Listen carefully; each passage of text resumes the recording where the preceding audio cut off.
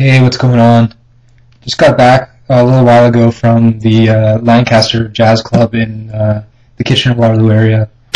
Now, if you live in this area and you're into jazz, you got nothing to do on a Saturday, I definitely recommend checking it out. Great live shows there.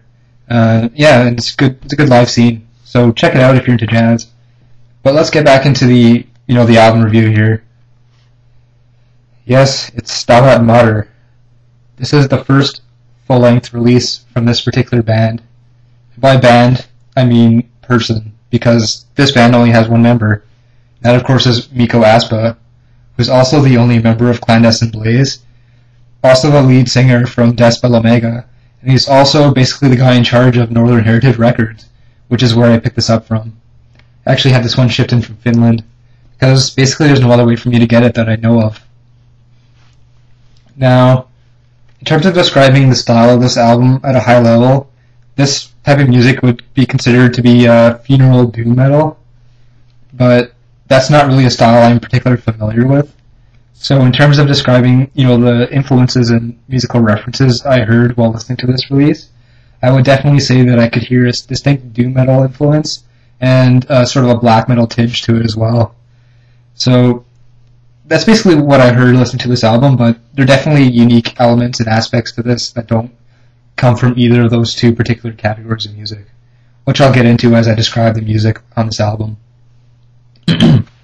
Now, before I talk about the actual sound, I'd like to note that there are 3 songs reported on here according to the back of this release. And those 3 songs are called Triumph of Genocide, Casting the First Stone, and the title track Stabat Mater. Now, there are actually 6 tracks on the disc, but 3 of those 6 tracks are 10-second interludes that primarily consist of screeching guitar noises. And that may sound terrible to you at first, but it actually adds quite a bit of atmosphere to this release, and those are sounds that are actually used as well throughout the 3 major songs on here. Now, from this point on, I'm just going to refer to the 3 main tracks on here as the three songs, because there's not much else to say about the 10-second interludes. So the first song you get on here is Triumph of Genocide, and as I first listened to this song, I could definitely hear that doom metal vibe, from the very beginning. And that's not to say that's all the song is, but it's definitely a distinct influence on here. In terms of Stabat Mater's sort of sound, what you'll primarily get is sludgy guitar parts, fairly slow drumming, with some decent fills in it nonetheless, but still fairly slow, and sort of deep and guttural vocals that definitely take an influence from black metal.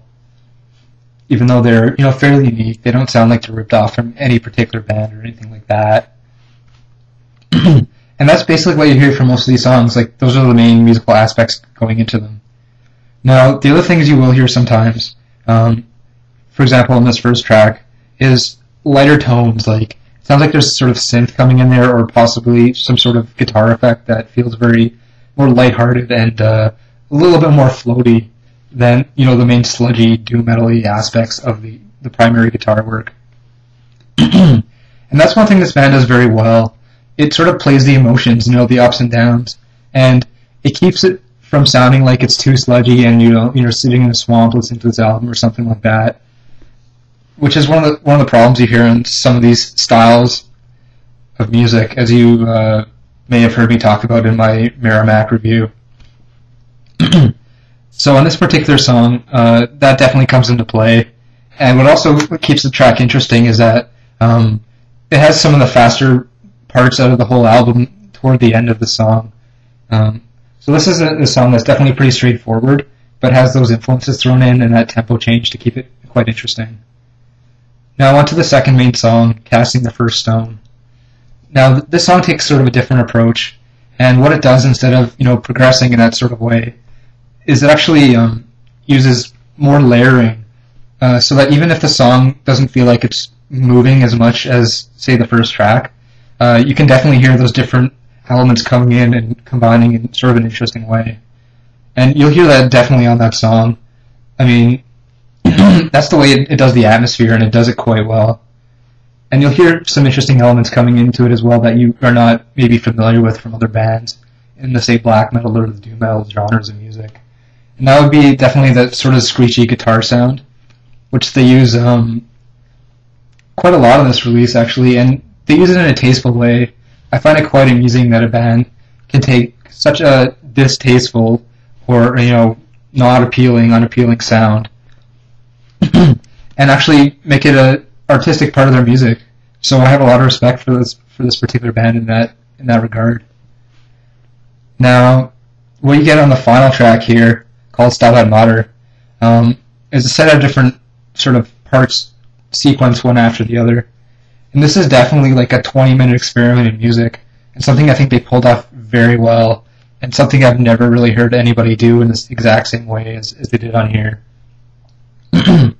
Now, the first, say, section of, 3 main parts of the song consists of very layered and, very atmospheric sort of sludginess and sort of metal sound, which maybe is sort of a continuation from Casting the First Stone, but there are definitely differences as well. Like, you can hear it's definitely its own beast altogether.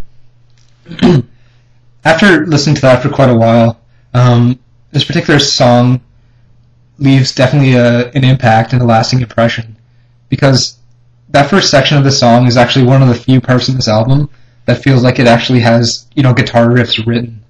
The first 2 main songs or tracks on here actually feel more like modal changes or, shifts in sound rather than actual guitar riffs, due to how sludgy and, powerful the sounds feel on this release.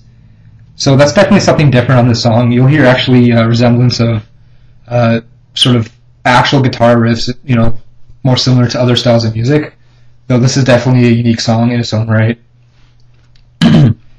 Now, what they do with that first section is sort of write one riff that sort of builds a lot of tension, and it's sort of a little squeaky on the ears, and they also sort of create another riff that is more atmospheric and sort of relieves that tension, and they loop that over and over for something like 8 or 9 minutes. It really works, though. It seems repetitive, and on the first listen you'll be like, what the heck is this?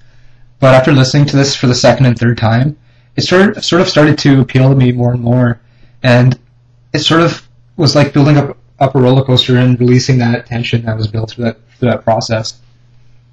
Now, what you also get on here is rather strange. You get some sort of like female choir type vocals, and it almost feels like a reference to sort of the religious context of this album and that sort of conceptual style. It's like very beautiful, but at the same time there's like the squeaking guitar noise that's screeching. So you can definitely feel the brightness of the album and the dark parts coming together in almost a beautiful way here. And then finally the song closes with almost like church-like vocals, like male vocals, which kind of offset the deep gurgling growls and, dark, low tones throughout the rest of this album in terms of vocals. You can definitely hear that it's sort of influenced from, say, the Viking singing that you'll hear maybe on, say, the Gorgoroth tracks Satan Prometheus, or perhaps the new Darkthrone album, Circle the Wagons. You'll definitely hear some of that sort of style and influence. Not to say that this was influenced by those releases, but that's definitely an element that they put into the music. But even more so, it feels like almost like a church choir type male voice and vocal work on this last song. So it's definitely something that, feels really fresh and different and almost puts you in a unique state of mind while you're listening to it. So all in all, Stabat Mater's self-titled and so far only full-length album is something to be celebrated, something to seek out and find if you're into experimental music. You want to listen to something that's dark and very different, or just want to try something new.